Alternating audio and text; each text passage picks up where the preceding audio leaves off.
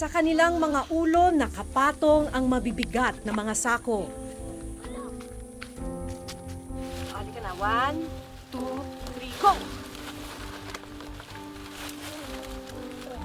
Ano ba, kaya mo pa? Kaya pa? Pre, Sige, ayusin mo lang naman, ha. sama pre, sabi mo. Kailangan. Sa kanilang murang edad, nakaatang ang malaking responsibilidad. Okay? Alam po. Para makatulong sa pamilya, para sa pangarap, na muling makapasok sa eskwela.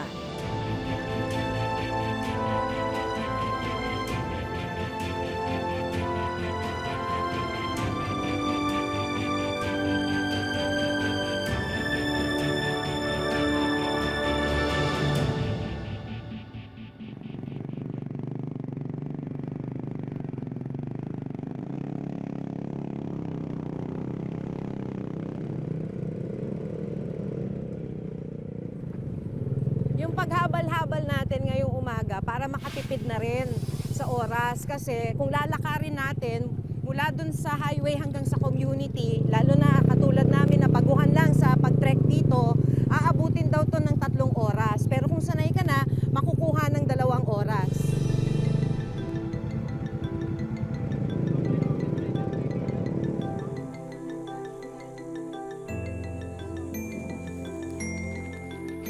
Sa isang bayan sa Quezon, naabutan naming paakyat ng bundok ang magkapatid na sina Marvin, 16 na taong gulang, at Bonbon, 11 taong gulang.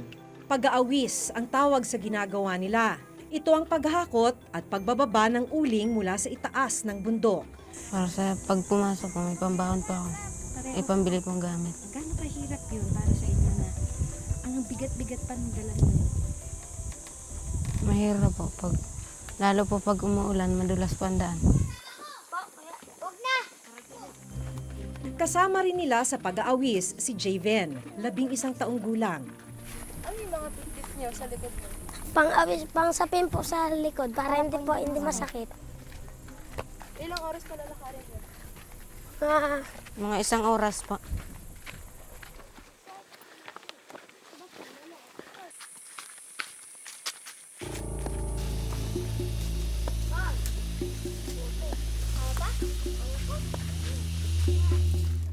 Habang naglalakad paakyat ng bundok, biglang napigtas ang suot na tsinelas ni Javen. Madalas ka ba maputulan ng sinelas? Opo. Ba't mo tinatanggal? Mas madali ba? Opo, gawa pong paglalakad po madudulas po. Boy kami sa isang gubat, liblib na daan at maputik ba? Matapos ang halos 2 oras na pag-akyat, narating na rin ng grupo ang ulingan.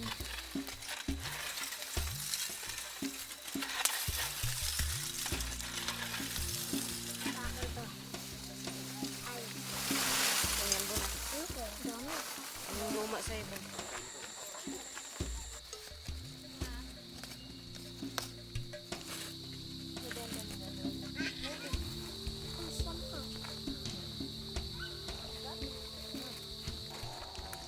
Maya-maya pa, naghanda ng mag-awis ang mga bata.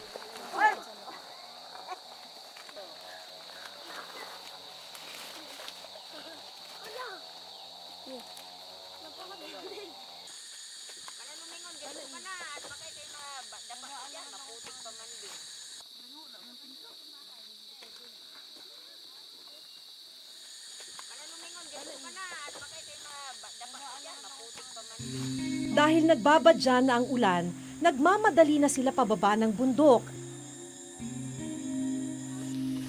At halos hindi ko na sila maabutan.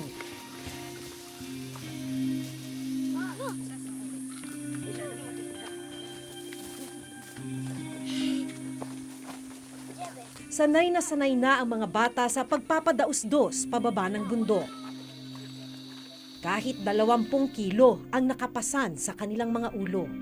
Isang maling hakbang, maaari silang mahulog sa malalim na bangin.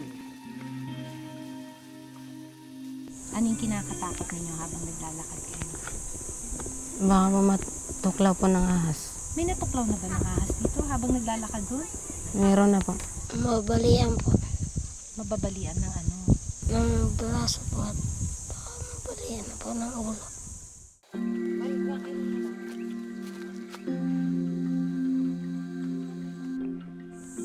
Nararamdaman mo na sa katawan mo? Opo, tuwing pagkagising po, sumasakit po. Minsan gusto mo na bang umayaw? Opo, pero po hindi pwede. Kailan mo naiisip yung ayaw mo na? Sa tuwing magbubuhat po, habang pasang-pasang po yung ano. Baba mo to. Tama na.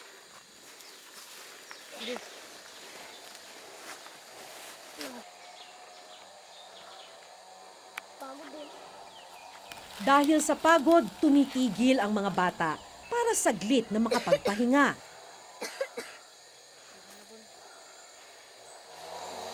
Nakakasakit dito sa ano? Bigat din. Susunod na ano?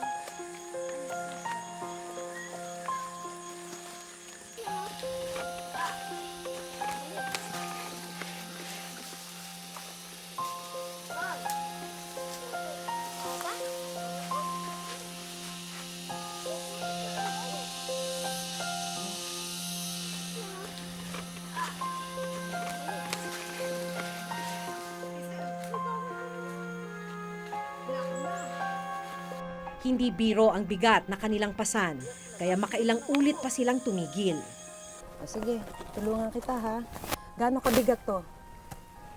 Ayan, Na mga 17 kilos yan. 17 kilos? Eh di kasing bigat mo to. 1, 2, 3, go! Ano pre, kaya mo pa? Kaya pa? Pre, Sige, ayusin mo lang ha. bakal, saba pre, sabi mo. Kailang. Tingnan mo yung sa ulo mo. Yung sa pen. Hindi. Okay? Pre, alam po.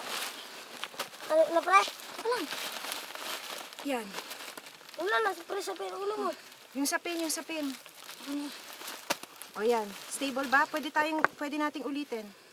Stable na? Okay na? Ano? Okay. Bitawan ko. Okay.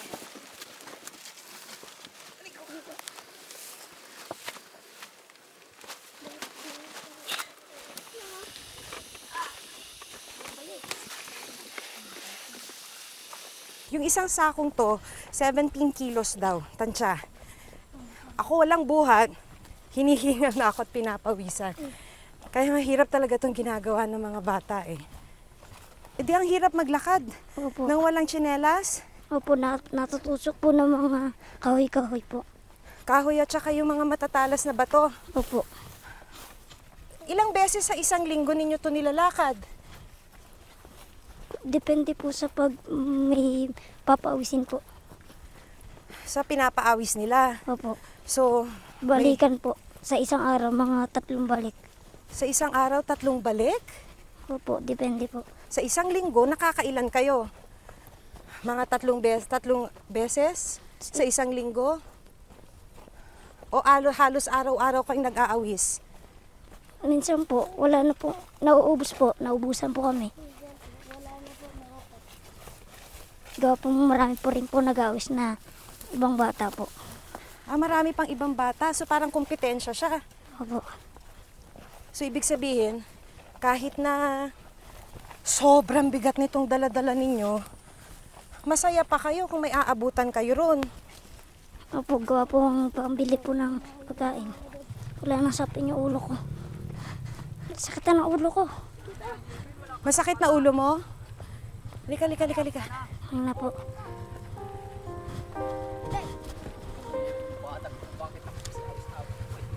Baka na. Masakit na ulo mo. Ay! Wala pa kayong almusal, ano?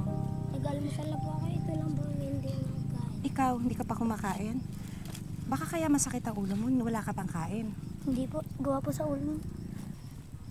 Buti kinakaya mong magbuhat nang wala pang almusal. Kaya naman po. So paano yan kung masakit na ulo mo? Tutuloy pa ba natin? Tuloy ko po. Tatapusin mo itong pag-aawis. Opo. Lagi bang nangyayari ito?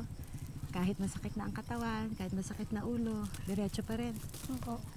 Hindi ba kayo natatakot na baka maapektuhan itong leeg ninyo? Natatakot po. Ikaw, anong kinakatakutan mo? Baka po mabali yung leeg. Paano nyo ito kinakaya? Ano na lang iniisip ninyo habang naglalakad? Yung kakainin po sa hapunan. Yung kakainin? Opo. 1, 2, 3, go! Dali, dali. Ibaba mo pa. Tama ba to? Baka natutusok na naman.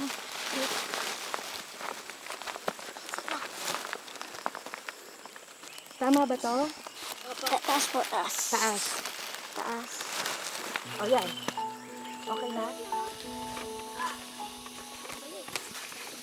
Paano kung umuulan? Paano kung umulan tapos basa tong kalsada?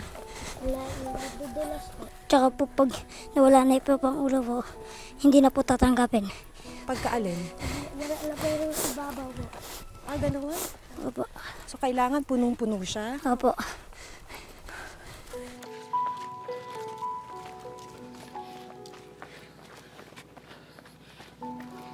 Yan tingnan mo naman yan. Tumatakbo yung mga bata. Karga yung halos 20 kilos na sako. Tsaka tiplaro. Dahil halos kasing bigat na niya ang pasa na sako ng uling, tila hindi na kinaya ni Javen ang pagbubuhat.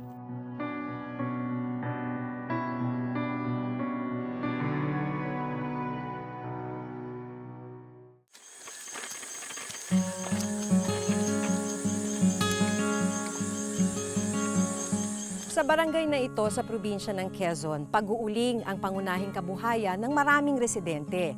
Ang problema sa sobrang hirap ng buhay, may mga kabataan na tumutulong sa pamamagitan ng pag-aawis o yung paghahakot ng uling.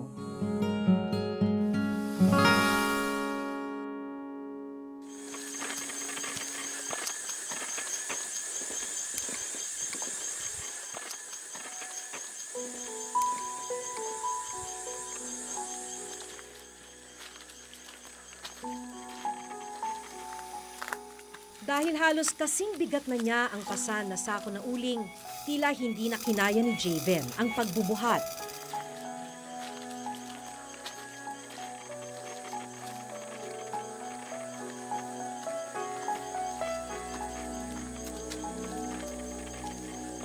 Pero kailangan pa rin nilang magpatuloy sa pagbaba ng bundok.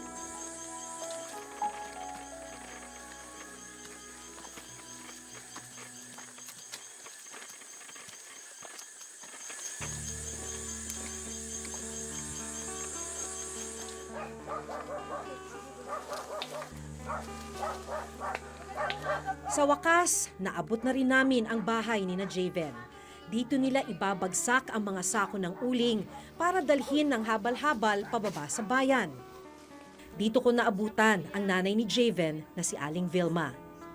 Pero pag siya po nandun, tapos nagbubuhat, nag-aalala ka rin. Siyempre po kasi baka mamaya hindi natin masabi, madulas o mabarog ang ulo. Pag pinagbabawalan mo, na hindi maganda, nagmamaktol. Pag nakikita niyo po siyang dumarating ng bahay, anong pakiramdam? Parang ako rin ang nahihirapan kasi pagod na pagod. Porsigido talaga siya, kanina pa siyang umaga na andoon.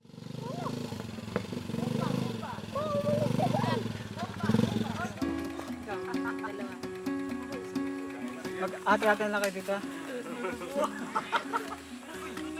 Tubigan nyo to. 115 pesos ang benta sa isang sako ng uling, 25 pesos ang napupunta sa kanila bilang taga-awis o taga-buhat pababa ng bundok. Hati tayo dito sa... Bahagi nito, pambili ng pagkain. Pero ang ilang barya, iniipon nila para may panggastos sa darating na pasukan.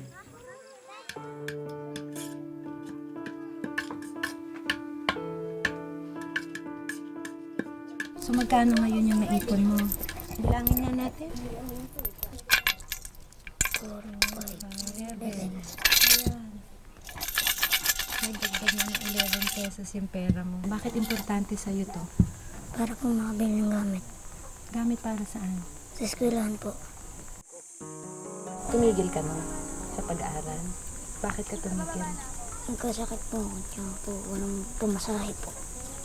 Dahil walang pamasahe, tumigil ka muna. Bakit importante sa'yo mag-aral? Para po magkatrabaho. Honor student ka daw nun? First po. First honor? Opo. Anong subject ka pinakamagaling? Mathematics po. Sa math. Pangarap mo? Architect. Tapos, anong gamit yung kailangan mo para makabalik ka na sa eskwela? Notebook po. Ang magkapatid na sina Marvin at Bonbon hindi rin nawawalan ng pag-asa na maaabot ang kanilang mga pangarap. Kanina tinanong ko si Joven kung anong pangarap niya. Ikaw? Mandalo pa. Ikaw, Marvin? Naging doktor po. Talaga? Pagka iniisip ninyo, maaabot niyo ba yung pangarap niyo? Opo. Wala pang nakakapagtapos ng pag-aaral sa kanilang mga pamilya, kaya ganun na lang ang pagsusumikap ni na Javen, Marvin at Bonbon. Kasi po pag nakapagtapos po, makakapag-aral, makakapagtrabaho na po ako ng maayos at makakabili na po ako ng mga pagkain po.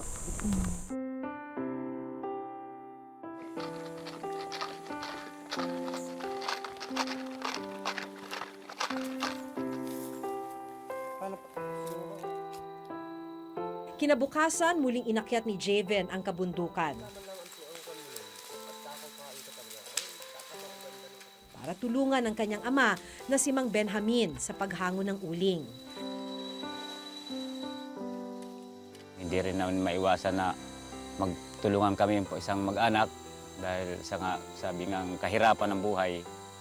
Kaya kung kahit na sabi ngang bawal sa bata, napipilitan na lang para lang kami makakain.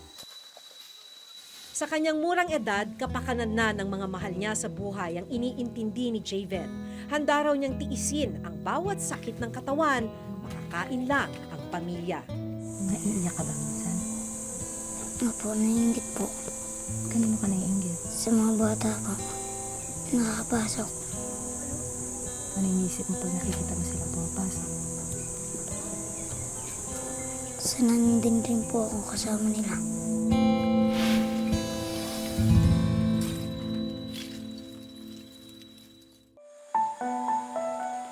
Dekada ng suliranin ang pagtatrabaho ng mga bata dahil sa kahirapan. Katunayan, maging magulang ni na Javen at Marvin namulat sa pagtatrabaho sa kabundukan. Ayon sa National Statistics Authority, nasa 5.2 milyon ang child laborer sa Pilipinas. 3 milyon dito ang nasasabak sa hazardous o mapanganib na hanap buhay.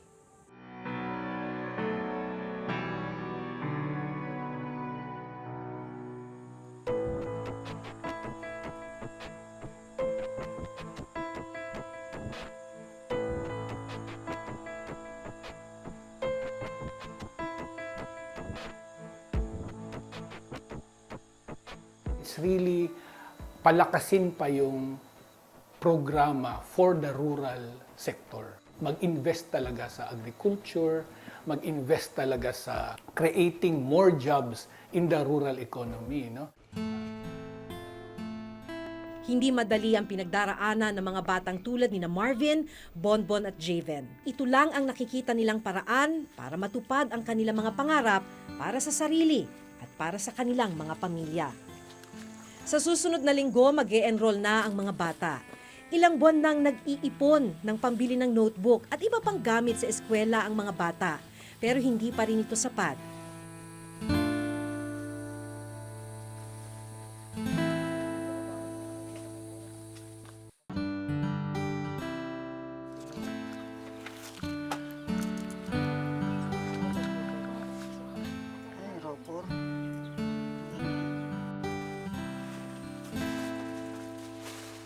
Kaya bago kami umalis, minarapat namin ibigay na ito sa kanila.